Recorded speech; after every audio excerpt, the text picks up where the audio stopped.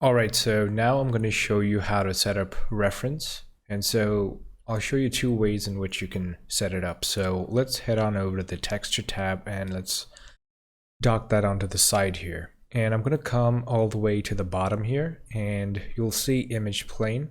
Just expand that and you should have load image there. So just click on load image and I'm just going to set this to JPEG and I'll just select an image from my reference folder here. And when I do so, it's going to go ahead and open this image on the layer that we have here. So if I move the sphere here, it's not going to influence the image that we have in the background because it's set on the layer. And there are a couple of things you can do with this. So there's this reference view here, which I can expand.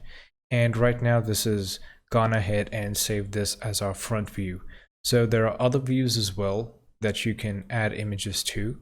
Now, one thing you need to make sure you do is to store your view, otherwise you're going to lose this image after setting it up. So once you've set it up, just make sure you come here and hit store view, and that's going to go ahead and store your view.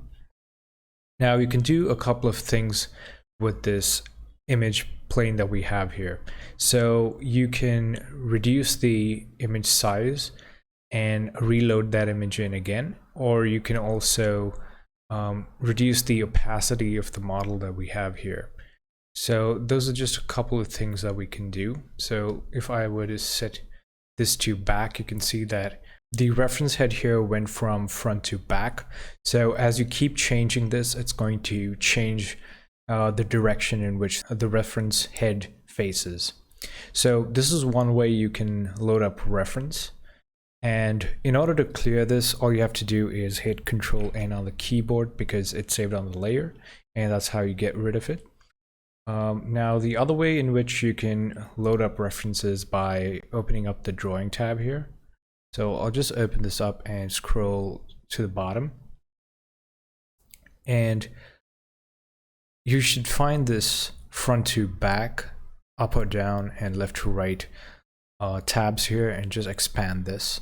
And this is going to let you load things onto the grid. So in order for this to work, it's going to be grayed out if you don't have the floor selected. So go ahead and select the floor, and this is going to become active as a result. So I'm just going to hit map 1 and say import, and I'm just going to select this image and say open.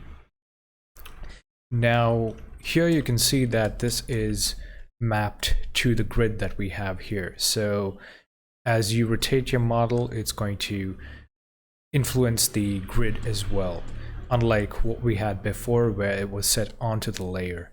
So with this, you have a couple of options as well. You can flip your image, you can rotate it like so, and you can also increase or decrease the scale as well as offset it horizontally and vertically as well. And you can also change the angle if need be. Let's go ahead and also try to map this to the bottom. So I'm just going to select map 1 and just import this image back in. So, and you can see that you can just map this to the grid. And this is another way you can go about setting up reference.